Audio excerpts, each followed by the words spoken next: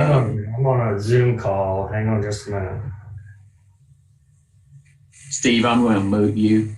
Thank you. I was just. So we have 4 members of the committee in attendance, with George not here currently. We have 2 members who will be leaving potentially at some point during the meeting, which will drop us below a quorum. But this committee doesn't make any decisions anyway.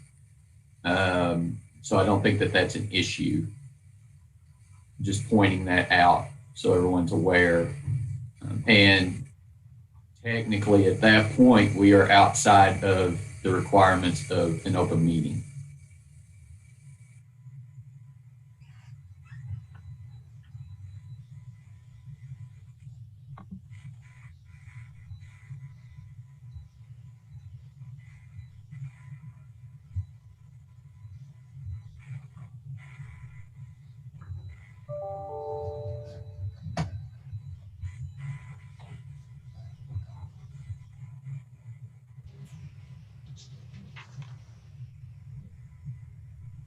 Do we want to go ahead and get started?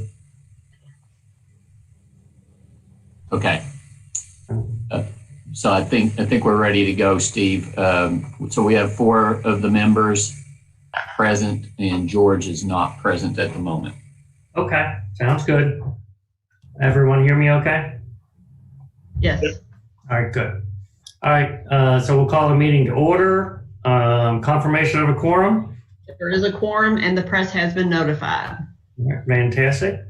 Consideration for approval of the minutes. That would be the meeting that was held on May 21st of this year. Everyone should have received a copy of those minutes in your packet. If there are any questions or corrections or concerns, let's hear them now. If none, I'll accept a motion for approval. So moved. This is Tammy Whitinger. Thank you. Second. Second by Katie Smith.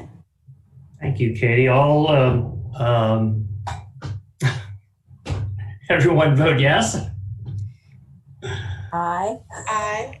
Thank you. All in favor is what I was trying to get out. Okay, so we are going to swap item 3 for item 4. So at this time, we will have a presentation from Kristen McDonough from Crow relating to the financial statements of the year ending June 30, 2020. Great. Thank you, everyone, and good morning. I do have with me today Amber Asher, who is the manager on the engagement as well, and she'll be covering a couple of items towards the end of the report. So if we want to stop right here on page 8, first I want to let the committee know that we were able to conduct this audit remotely during the year through a series of Zoom meetings, as well as transferring information securely over kind of an independent portal that we have that allows us to make sure that the data is transferred securely and that there's not any data lost in that transmission. So it was definitely an interesting time, but we're happy to be able to be here today given all of the changes that have happened and still be relatively close to a schedule that we've been able to maintain in previous years as well. And that's definitely a testament to your management team. As you know, there's been retirements of Derek Van Meter and others throughout the year. So it's definitely been an interesting year for everybody to work through. We're happy to show that on page 8 here that we do anticipate issuing an unmodified audit opinion. And that would indicate that your financial statements are free of material misstatement. So this is the audit opinion that we would have delivered in previous years as well. It does follow government auditing standards, and it does indicate that there are no material adjustments to these financial statements. If you want to turn to page, I believe it should be 11 of 76, and this is where the management's discussion and analysis, right there, goes into some of the financial highlights. So I do want to remind the committee that these financial statements, including the MD&A, are fully prepared by your management team.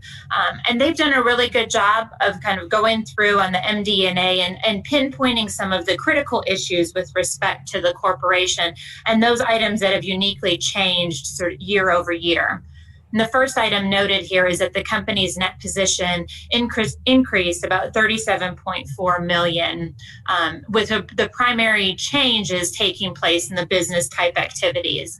And what we've seen over time is that as the number of loans that are sold on the secondary market continues to increase, those loans that are on the balance sheet continue to drive down your total net assets. As well as the payments on the revenue bonds continues to decrease and decline your total liabilities, which is then bolstering or increasing your capital position or that net position that's noted here.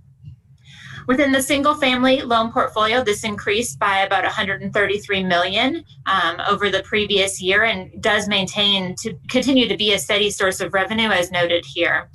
Those loans that are serviced by others has increased to 2.4 billion. I looked back in previous year financial statement results, and in 2017, the total loans that were serviced for others was 1.4 billion. So as you can see, the organization from 2017 through to 2020 has increased by about $1 billion. Now, all of those loans are off balance sheet, but as we stated, that the corporation's total net assets have decreased, or total assets have decreased. You can see that the organization is definitely still very large in size as a result of those loans that are being serviced for others. The single family loan originations this year had a total volume of about 534 million, and with this being the highest in the corporation's history.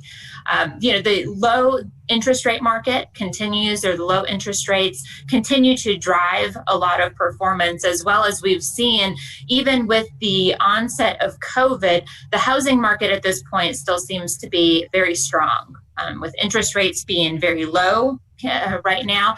As well, there's a very easy entry point for people into the housing market, and there's a lot of homes that are still on the market. So when you think through the last recession that was really led by the 1 to 4 family mortgage market and the declines that we saw in that market, this recession is not following that same trend, and we're continuing to see very strong 1 to 4 family home originations as well as valuations within those markets. So that's good for the time being. Of course, not with this recession not mirroring the previous one, it kind of makes it more difficult to predict where we're going to be a year from now, right? So that's kind of the challenge that we're facing at this point. But looking at the lens right now, assuming that all things continue, hopefully the housing market remains very strong. The third bullet point here, or I guess the fourth bullet point, kind of talks through still the single largest expense of the organization continues to be the pension, with about 9.9 million in the current year being recognized for pension related expenses. That would be the largest single item. It has decreased year over year, but obviously that's going to be due to a lot of the kind of single year assumptions. The overall liability has remained relatively consistent. And we're going to talk about this a little bit within the allowance area. There was a provision that was added to the allowance this year end for COVID, primarily driven by increases that are being seen in unemployment, as well as some modest increases in delinquencies toward the end of June. If we go to page 13 of 76, you'll see a year-over-year statement of financial position where it's showing, and that's where we were talking about earlier, where the organization has decreased some in size, with total assets moving from about 980 million down to 883 million. And that continues to be as a result of the decline in the single family mortgage loans. The following page will show you sort of a year over year. I'm on page 13 or page 14 of 76 at this point. We'll show a year over year change in the statement of activities where overall revenues are down slightly. However, expenses were also down. The largest area where expenses are going to be down year over year is on the hardest hit fund as well as administrative loan programs. Page 18 and 19 of 75 start the financial outlook. So this is going to be the more forward-looking part of the MD&A. And as you can imagine, it sort of is led the way with a discussion on COVID. This is, as you read through this, I think one thing to note is that this language is not boilerplate, right? It's very specific to the organization, calling out some of the challenges that are anticipated over the next 12 months as a result of COVID. And as we see those, management has framed it up here as well. And as we see, there's kind of three main challenges that COVID places on the organization. First, you've got the safety of your employees and customers, right? Putting their safety at the foremost and trying to make sure that those needs are being addressed through this crisis. And we've been able to have a number of meetings with management as they've been in virtual settings and working from home, as well as we've been doing kind of the same thing. So I know that every organization is really struggling with that at this time. Maybe if you can move me ahead, Jeremy, 2 more pages. Let's see. There we go, right there. This is the section that we're currently talking about. So the other, main thing that we're seeing in the banking area is just the focus on having adequate liquidity. So should we have, loans that we want to fund and various things, is the liquidity present in the market to be able to do that? And the organization, the corporation at the end of the year was in a very strong position, very strong cash position, as well as a very strong position with respect to investment securities that could be liquidated should additional liquidity be needed. The final pillar that we're really looking to is the credit quality and what are the expectations of the credit quality going forward.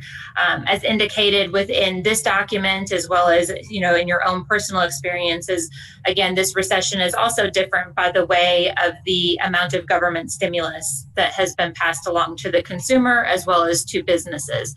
And the impact of that and the impact that that's having to bolster our economy is going to be relatively unknown until these next 12 months really start to play out. So I think at this time, management has taken a prudent approach of adding some reserves to the allowance for loan loss, knowing that there are losses within the loan portfolio today that may take some time before they begin to materialize, but actually trying to ensure that those losses are accounted for today. The financial outlook also does have a discussion regarding the pension. As this committee is definitely very well aware. At one point last year, the corporation was considering an exit plan from the pension, hiring additional specialists to help in that evaluation. The state has deferred that decision for a year and would obviously have the opportunity to defer further. So I know that's an area that's continuing to be explored.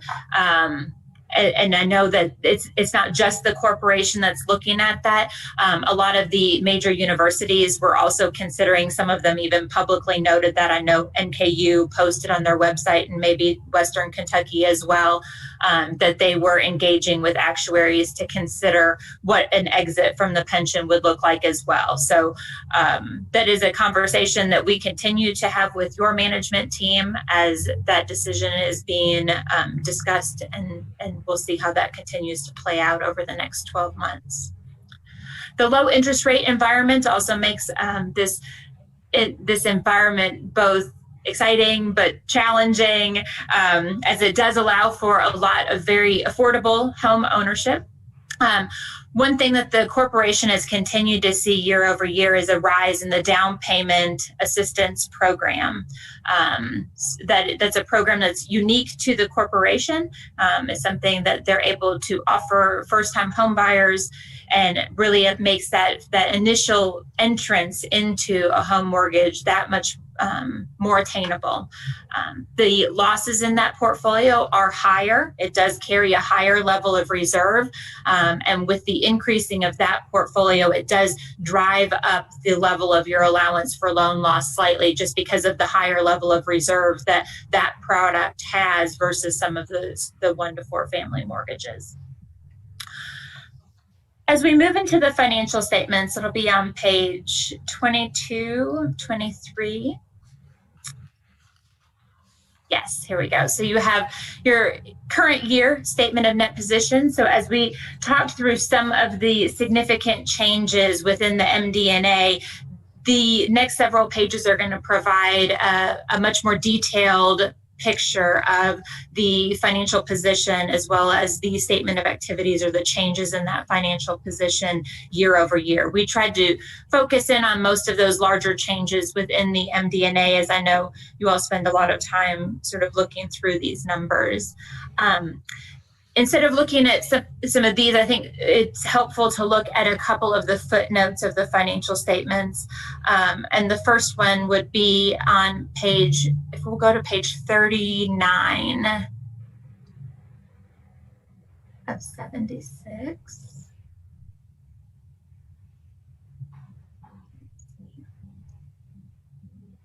Yes, so this should, right here. Perfect. So this provides you with an overview of the investments that are held by the corporation. There is a slight decline in the overall investments that are held year over year, but as you can see, your investments continue to be held in relatively easy to value level 1 and level 2 type investments. We do test the valuation of these, since this is considered a significant estimate. So we do perform testing over the valuation of these assets as of June 30 on an annual basis. And from here, if we want to go to page 41.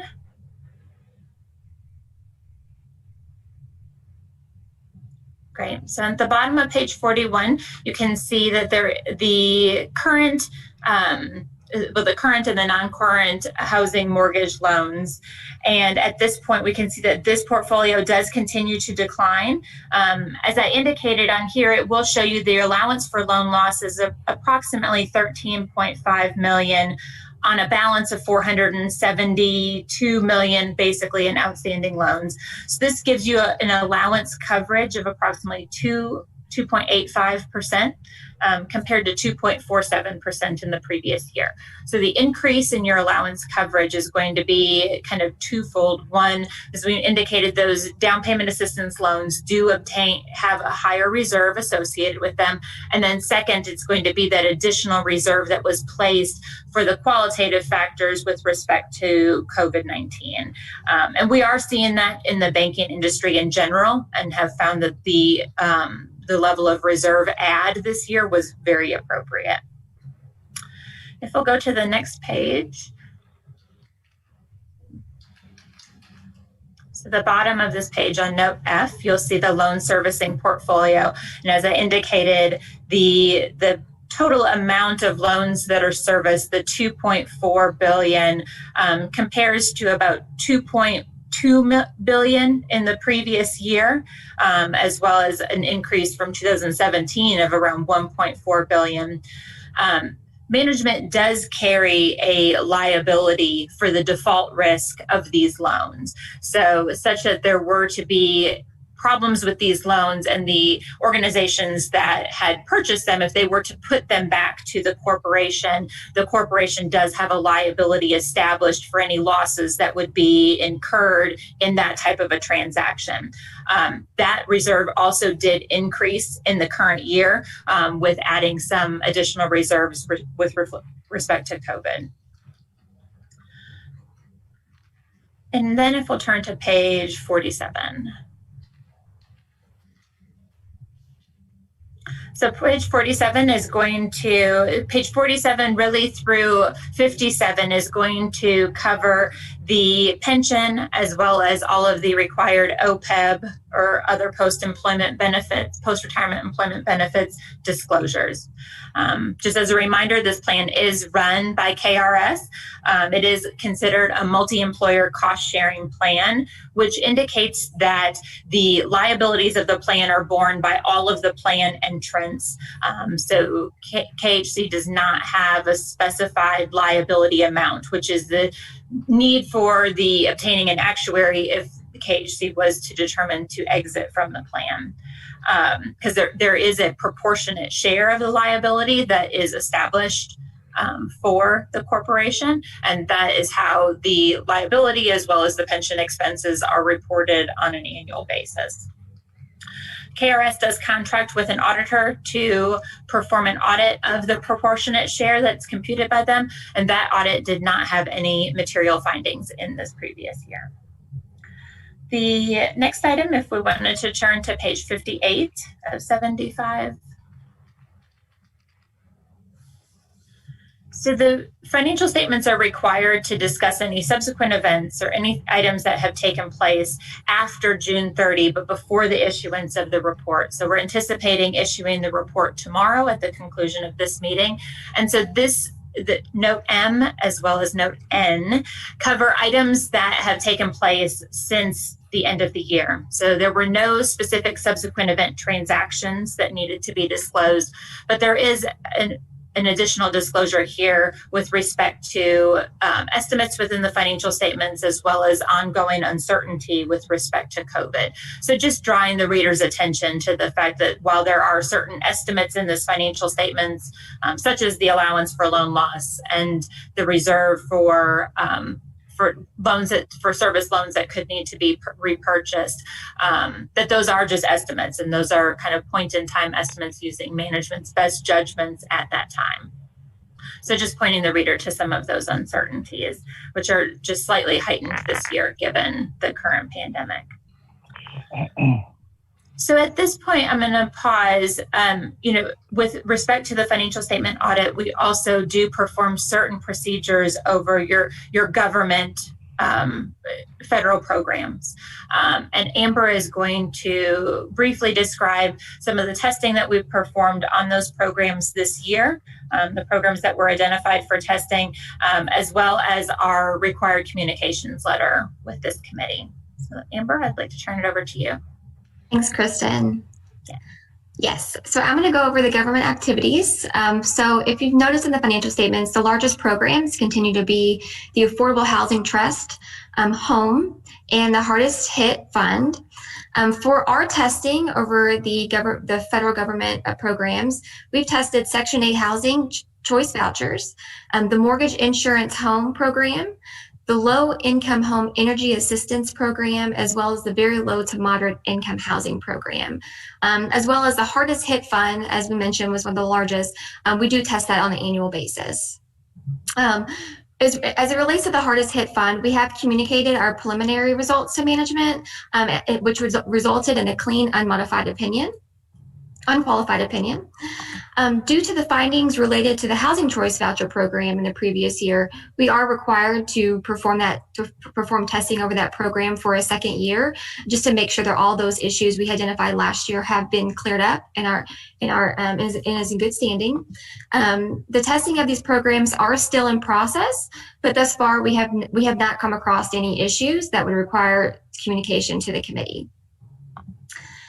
And now we want to go through our required communication, which does start on page 71 of your board packet. And it might actually be, yep, there we go, page 72. Okay. Page 72 of the board packet. So I'm going down actually to page 73. So the first page here just kind of goes over our responsibility under the general accounting auditing standards as well as the government auditing standards. Going down to the next page on page 73, I wanted to highlight a couple of significant accounting estimates. I know Kristen had mentioned these earlier in her part of the presentation. The allowance for loan loss. So we consider the allowance for loan loss a significant accounting estimate just due to the significant judgment performed by management.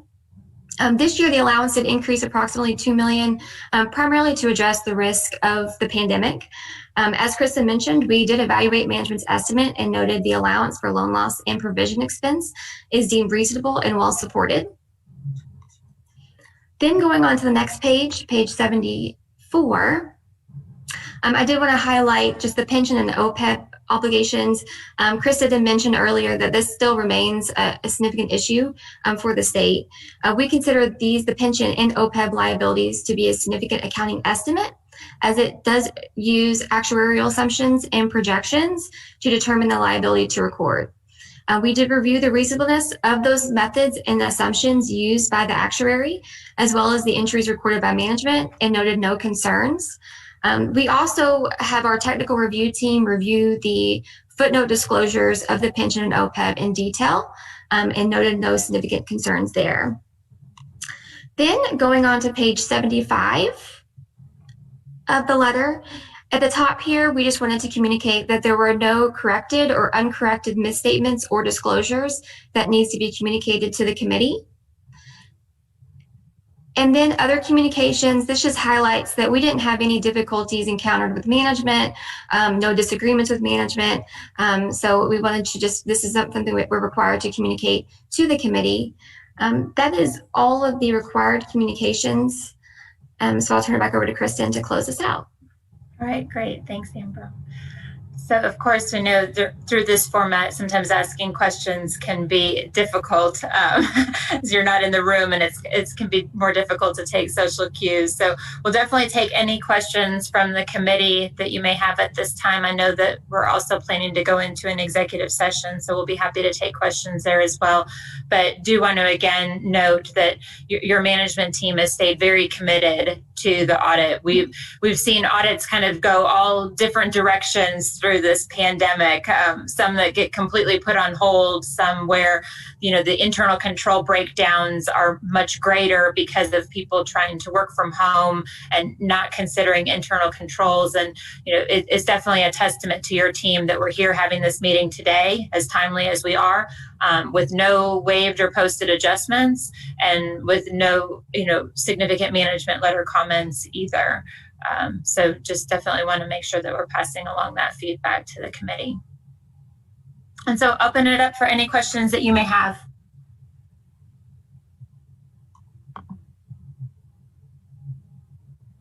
Thank you for your presentation. That was very informative and comprehensive. Does anybody from the committee have any questions?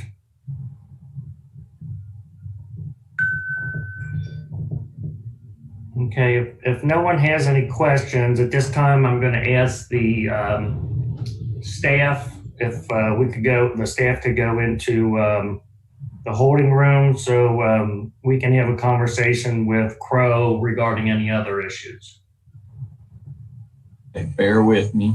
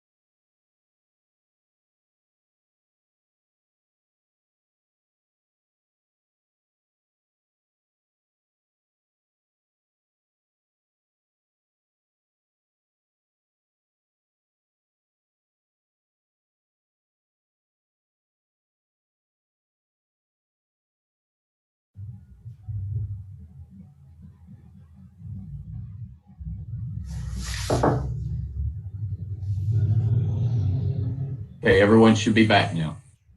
Okay. At this time, I'd like to entertain a motion to accept the report as previously presented, so that we can take that forward to the board directors meeting that will occur shortly.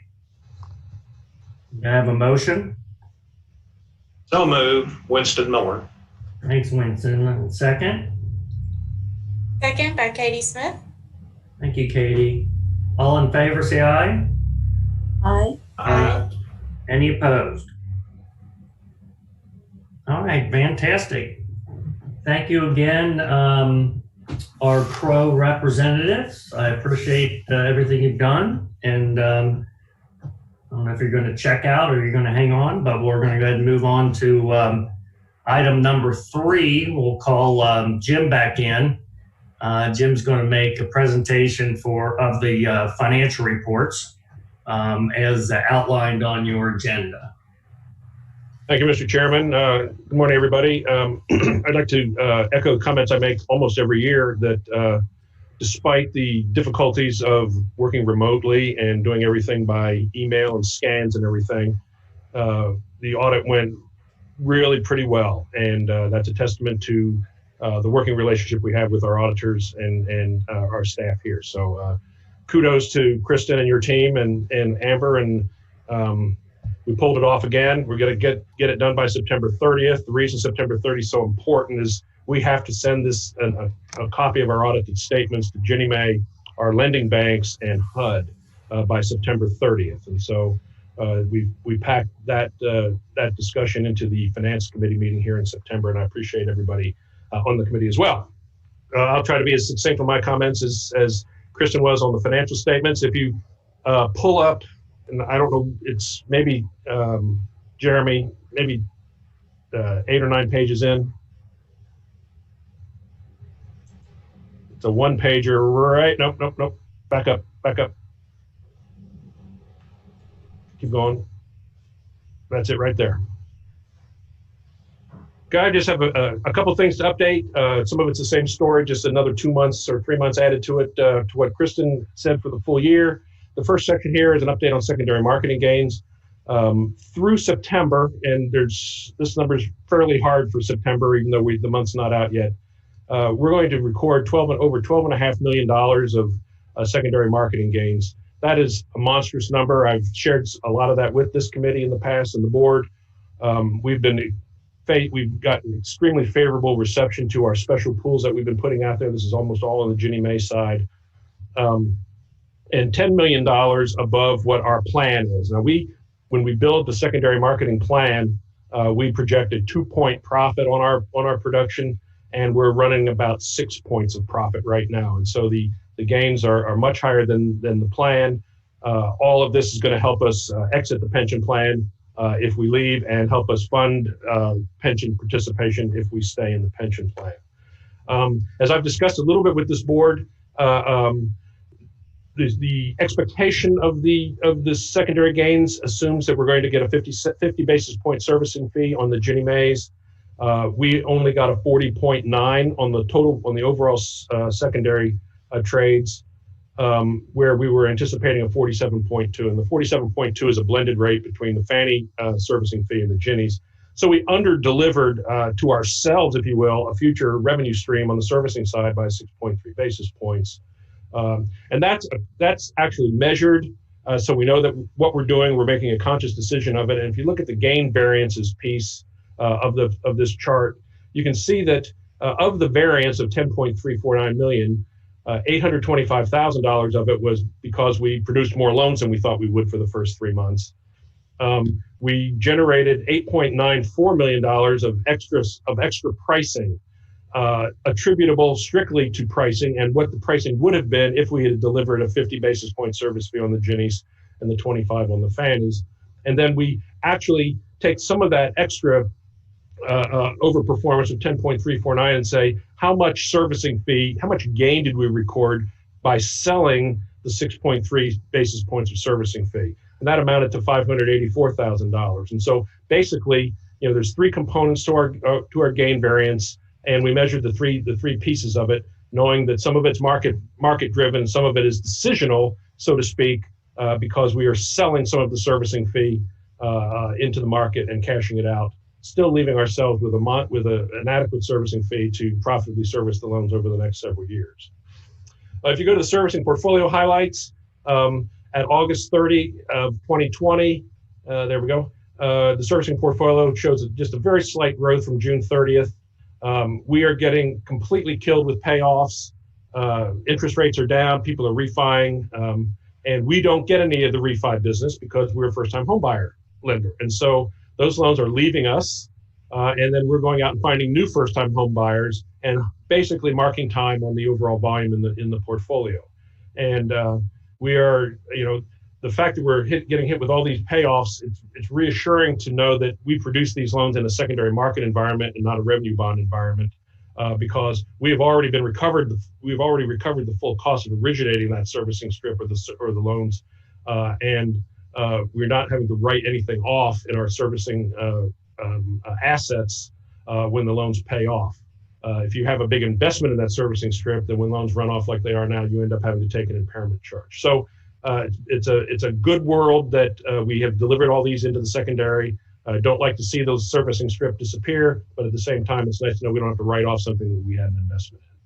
Looking at the weighted average servicing fee, that's a number, if you recall, on the quarterly statements that I present, because so much of our loan activity is now off balance sheet. It's important to measure, number one, how big that portfolio is off balance sheet, and second, what we're earning on that portfolio, because it doesn't show up as interest income or interest margin.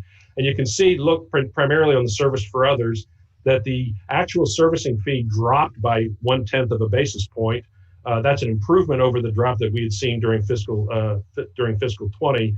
And based on September sales, and I don't have the metrics to be able to measure the exact impact of September, but I'm comfortable saying that the September number will be north of the 32.7 because of how the efficiency that we delivered a very large portfolio in the month of September. So we're turning that around just a little bit, making sure that the servicing portfolio has a good annuity stream coming down the road.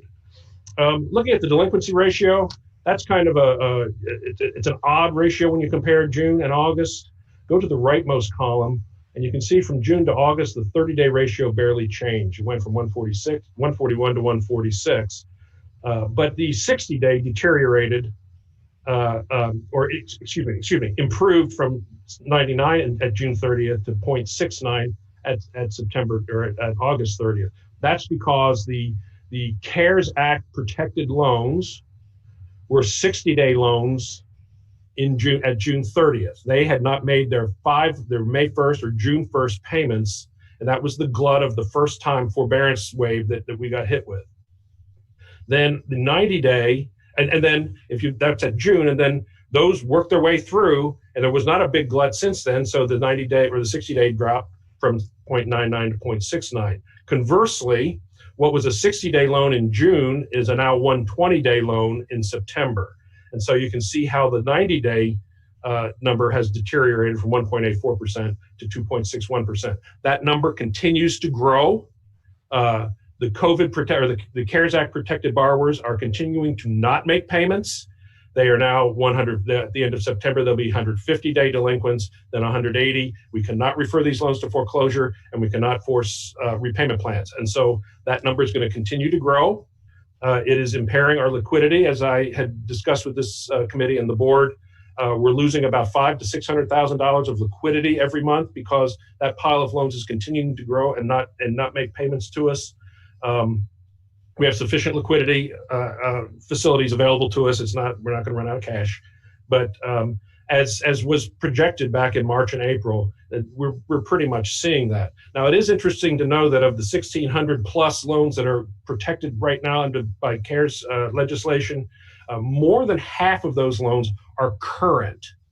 And so even though they are protected and we can't penalize them if they do go delinquent, more than 50% of those loans are maintaining their payments and are paying us. And so even though our forbearance population is maybe 5.5%. Clearly, 3% of that 5.5 is are still making payments to us, and so they've got the protection, but they're also taking the $1,200 cash payment out and other monetary rewards, or not rewards, but monetary incentives to make their loan payments. But it's gradually getting worse. An additional $9 to $12 million of loans enter the forbearance program each month. We have had several millions come out of forbearance, and we filed claims with FHA, primarily HUD, and recovered those payments. And so the liquidity number is a temporary thing. All that money will come back when the loans, when they go off of forbearance, and we are able to file claims with FHA, VA, and all of them we've filed claims with. And so it's just a revolving deal. We're still losing liquidity, but at some point that liquidity will come back to us. Jim, can I ask you a question about that? Yes. So with all these people that are not paying their mortgages or their loans, are we making referrals to our housing counselors throughout the state? Well, there's how are we connecting those people with resources that can help them? Well, some of them are going to UBP, the Unemployment Bridge Program, Mm-hmm. to help them with the payments. I don't know that there's aggressive referral to the counseling, and I will check on that and get back to you on that, Tammy. But what they're getting some counseling from us at least on what their protections are, and I know that's different than the counseling you're talking about on trying to rearrange your home budgets and that kind of thing. But the conversations are I can tell you they're not adversarial with these folks. Everybody knows what bucket they're in and that. But let me check and I'll get back to you on how aggressively we're offloading some counseling services to these folks. Well, I would really appreciate that, because if these folks lose their homes, it's going to take a lot to get them rehoused. And it'd be much, much better for us to take that step of making the referral at the 30-day or the 60-day or whatever mark you think is most appropriate. I mean, we do have 2 funds in the state of Kentucky that are still open to helping people pay mortgages and rents and that sort of thing, in addition to the Unemployed Bridge Program. And there's a lot of other services we could connect people to if they would just reach out. Sure. I think what we're seeing at Brighton Center is there's a lot of people affected by COVID and loss of employment that have never had to seek help before. And so they don't really even know what's available to them. Excellent points, Tammy, and I will get I'll look into that and report back to you and the committee. Appreciate and that. Jim and Mr. Chairman, if I may just add to that, Tammy and Jim, just because I've been working with the Loss Mit team in servicing and with the Unemployment Bridge Program on doing the COVID evaluations for any borrower that's having an issue with payment. And Tammy, we do any of those that we do an evaluation with, even with Unemployment Bridge, we generally refer them to a counselor for assistance in filling out the paperwork and going through that process. And then for the closing, that way we also have them connected to that counselor in case they aren't eligible for the Unemployment Bridge. That counselor can work with them and also coordinate with our loss mitigation department on other options. So I just want to let you know, we are ensuring that everyone that's willing to accept a referral, we are giving that to them and trying to connect them up. And we thank you all for your partnership in that, because we know that you all are doing a lot of them by phone and are assisting us to serve a lot of people around the state where there aren't other counselors available. And thank you, Mr. Chairman, for the time to comment on that. Sure. Jim, sorry to interrupt you. No, that's great, Lisa, and I knew that on if they did were eligible for UBP that we are doing all that work without external counseling, but and it escaped me. And on those that are in the normal CARES Act protection, and you'll see this on the next statistic on the foreclosure line. You'll see that the foreclosure numbers have not gone up. Of course, there's a moratorium on foreclosures. The last thing we want is to kick people out of their homes.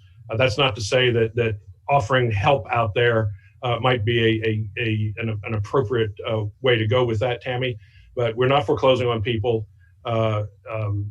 It's there's no winners on a foreclosure. The temporary COVID loss mitigation that's out there and the partial claims available at HUD are helping these folks once they are able to get back to work and maintain an ability to make a current one single monthly payment, that they're not having to make up the arrearages. I've heard the horror stories out there that there are some lenders out there that are saying, no, you're gonna show you as 90-day down as soon as your protection leaves, if you don't pay us all, make us whole and all that. Most of our loans are FHA loans, and HUD says here's the mechanism that you can bring the loan current, and we'll tack it on the end. And there's a partial claim that we get. They actually make the payments in arrears to us. Then we post those payments to bring the loan current, and then there's a second mortgage or a third mortgage put against the property for ultimate collection down the road if need be. And so clearly there are tremendous hardships out there for folks, and I really think that corporately, Tammy, that we're doing, and other members of the committee, really not bending over backwards, but being extraordinarily fair and acknowledging that there are issues out there in our Commonwealth, and we're doing everything we can to alleviate the fears that are out there. But again, on the outside counseling, maybe offering some of that up would be helpful as well. Thank you, Jim. Finally, the financing plan. The financing plan is kind of a holdover concept from when we were issuing housing revenue bonds. We have no bonds that are eligible for economic refunding. The only bonds we have left are I think 7 years old. We only have $260 million of outstanding revenue bonds, and so there is no economic refunding eligibility out there for us. And then because of the success of the secondary market mortgage purchase program, by any way you measure it, that the execution there from a profit standpoint, from a cash flow standpoint, is far more beneficial than issuing bonds to finance that.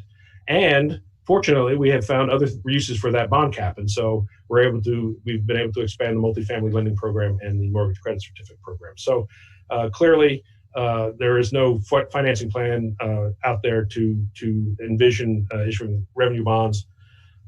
Just a couple things are not on the schedule here, and I'll be quiet. Liquidity is holding up. We increased our lines of credit to make up shortages in taxes and insurance payments, as well as principal and interest payments on some of our MBS style servicing. Again, like I said, we're losing maybe $500,000 to $600,000 of liquidity per month. And then that'll start cycling back as we work our way through the pandemic. And then finally, the pension, it is a specter on the horizon. We did a lot of work to determine whether we were going to stay or not last year. Now we get to do it all over again. Some of the metrics have changed, but we are because of the amount of cash generated under primarily secondary market and other more efficient operating of the entire company. We are better prepared to financially and from a liquidity standpoint to give us a little more flexibility on some of our decisions with respect to either staying or getting out of the pension plan. So there's a lot of work to be done on that. We have our own actuaries that we use, but as Kristen said, our real liability is different than the liability on the books. It's actually a little smaller than what we've got on the books. But there's a big check that has to be written if we pull out of the plan. So we're working on that as well. But these are difficult times. 90% of our people are not working here at the office, but they're working, and working from home is working.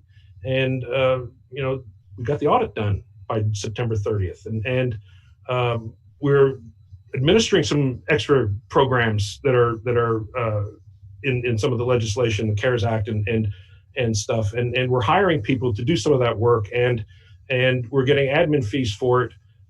No, it's a silver lining to a bad situation, but we're making it, and the budget's okay, secondary performance is okay, and we're moving forward, and you'll hear a little bit more on the first quarter at the October board meeting, but there just aren't any, from a financial standpoint, just not a whole lot of significant troubling issues. So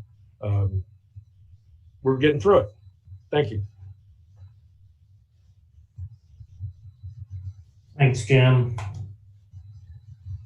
Any questions from the committee?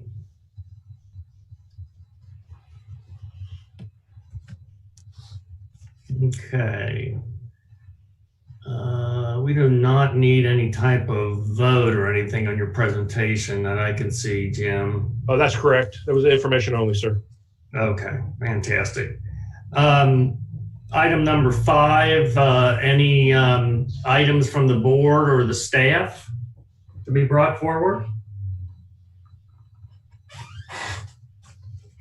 Okay. Any, yes, go ahead. I was just saying, we don't have anything. KFC. Oh, okay, thank you. I do not have any informational items. I will ask, has there been any discussion, Lisa, regarding when we might move back to in-person meetings? We have not done a discussion of that yet.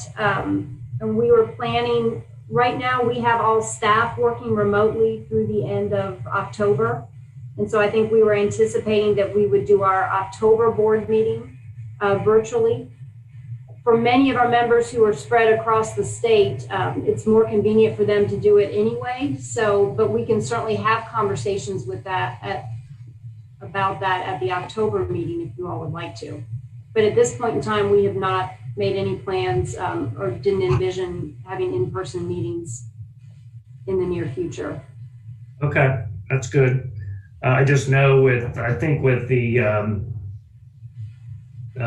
prospect of a vaccine being announced in the next month or two, we're probably going to see an uptick in confidence from the general population, and hopefully an easing will follow. But obviously, we're not going to go back to in-person meetings until everybody's comfortable with that structure. So I just wanted to ask and see where you guys were in your discussion.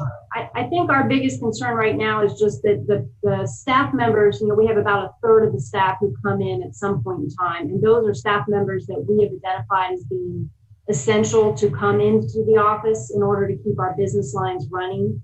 So like you said, until there's some type of a widely available vaccine with the levels of which we can get confidence, I don't think we look to change it just because we don't want to introduce any outside persons that aren't here normally, again, to that core team who's coming in that's really keeping the wheels on the bus. And we don't want to jeopardize that in any way. Well, speaking as someone who contracted the virus and ended up being out of work for 2.5 weeks and had symptoms that were kind of similar to a flu.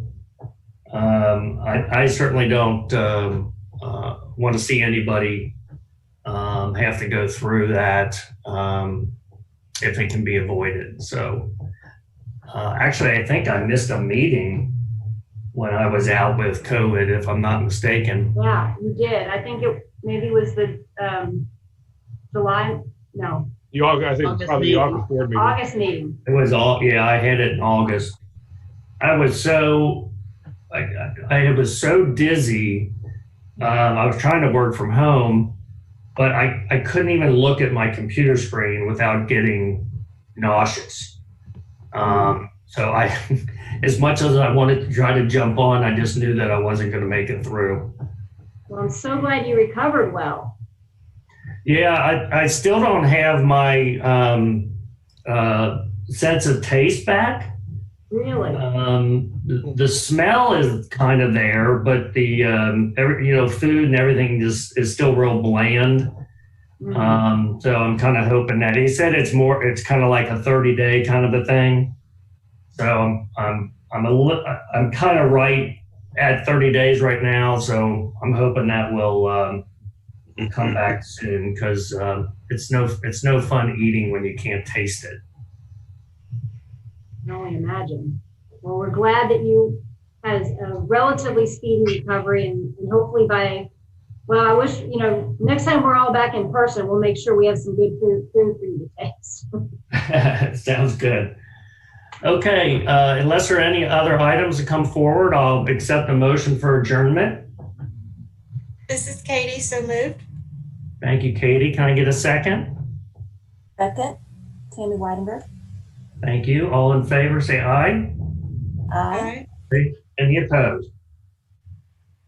All right. Thank you once again, staff and committee members, and that will be all. Thank you so much. Thank you, Mr. Chairman. Take care, everyone. Thanks, everybody. Be safe.